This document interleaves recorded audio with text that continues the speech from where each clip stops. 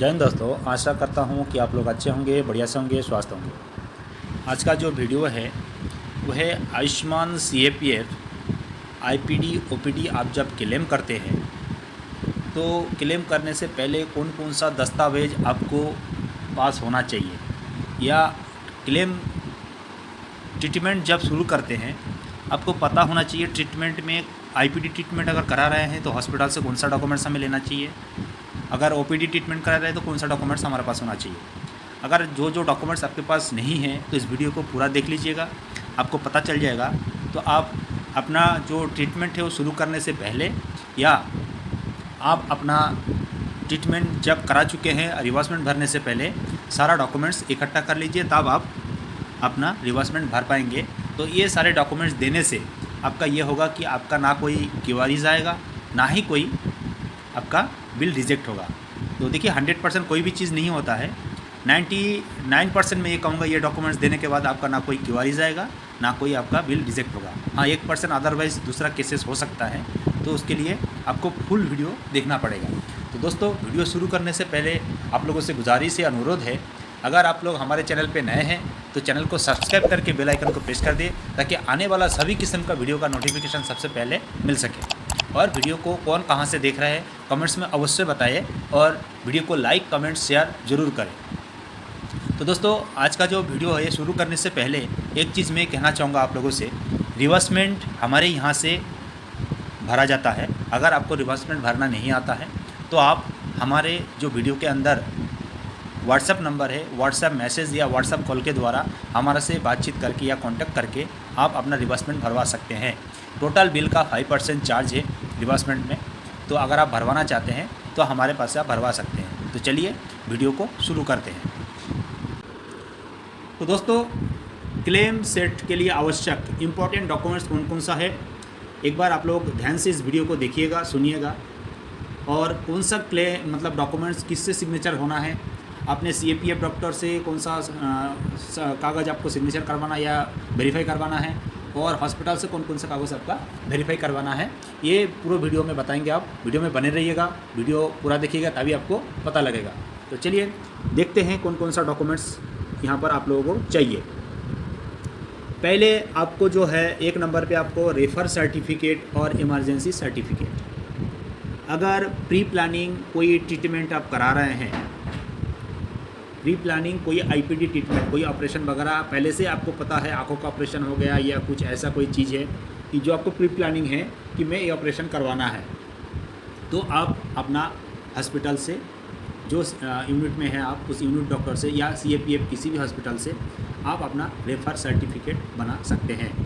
लेकिन इसमें कुछ लोग ये कहेंगे कि हम घर पे हैं और यूनिट दूर है या नज़दीक कोई CAPF का हॉस्पिटल नहीं है, तो क्या करें हम। तो आप गवर्नमेंट हॉस्पिटल में जाइए। गवर्नमेंट हॉस्पिटल में जाने के बाद 1-2 रुपए का पर्ची कटवाते हो वहाँ। पर्ची कटवाने के बाद आप उस जो बीमारी आपका है उस रिलेटेड डॉक्टर के पास जाकर अपना आयुष्मान कार्ड शो करिए उनको कि सर हम CAPF आयुष्मान के तहत हमारा ट्रीटमेंट होना है, आप प्लीज़ हमें CAPF हॉस्पिटल रेफ़र कर दें। उसमें वो CAPF हॉस्पिटल आपको रेफ़र कर देगा, कोई दिक्कत नहीं है, हर हॉस्पिटल में आजकल कर रहे हैं डॉक्टर। तो उसमें आपको जब CAPF हॉस्पिटल रेफ़र कर देगा, आप इसमें क्वेश्चन ये आता है कि CAPF का हॉस्पिटल हमारे कोई डिस्ट्रिक्ट में या नियरेस्ट में कोई हॉस्पिटल नहीं है, तो आप उस रेफ़र स्लिप से अपने पास रखिए और अपना ट्रीटमेंट करा लीजिए। उस रेफ़र स्लिप से आप अपना रिवर्समेंट भर पाएंगे।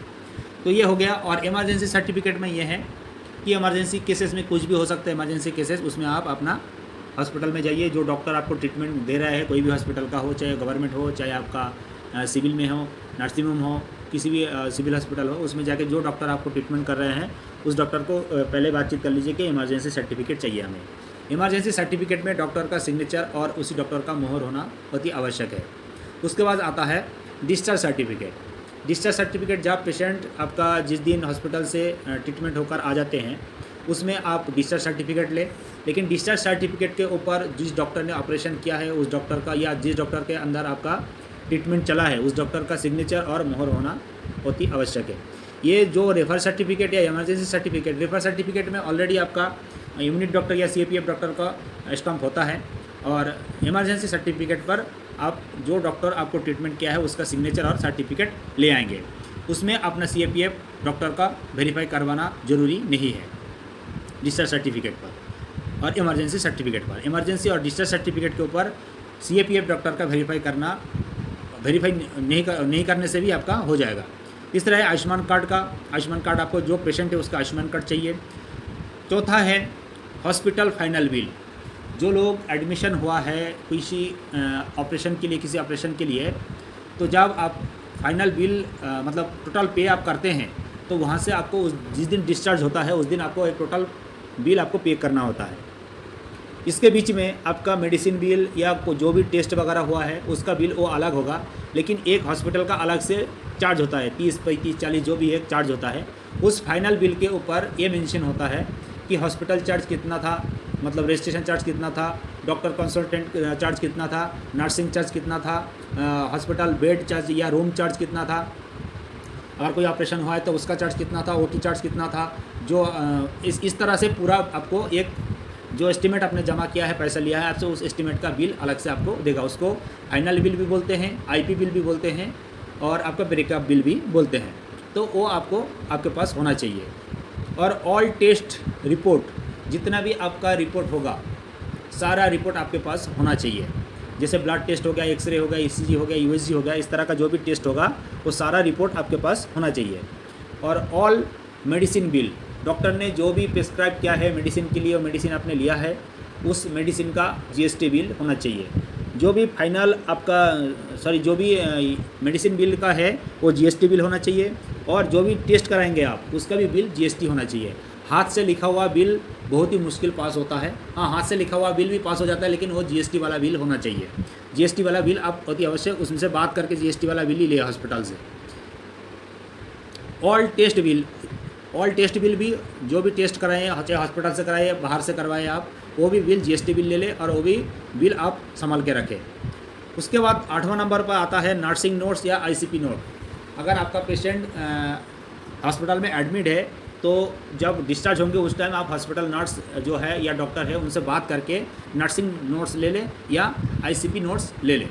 ठीक है, ये जो सारे इमरजेंसी सर्टिफिकेट और डिस्चार्ज सर्टिफिकेट छोड़कर और आयुष्मान कार्ड छोड़कर, तीनों 1, 2, 3 जो 3 पॉइंट छोड़कर hospital final bill, all test report, all medicine bill, all test bill और नर्सिंग नोट्स या ICP नोट्स, ये सारे डॉक्यूमेंट्स आपका CAPF डॉक्टर या आपका यूनिट का डॉक्टर से वेरीफाई करवाना है, यानी उसके ऊपर सिग्नेचर करके उस डॉक्टर का मोहर लगवाना है।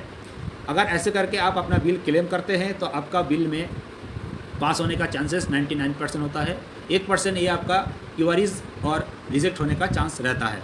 ठीक है दोस्तों, इसी तरह से अगर आप IPD का मैंने बताया, OPD का है तो OPD का हमेशा OPD में कभी भी इमरजेंसी सर्टिफिकेट नहीं होता है। OPD में आपका रेफर सर्टिफिकेट ही चलता है।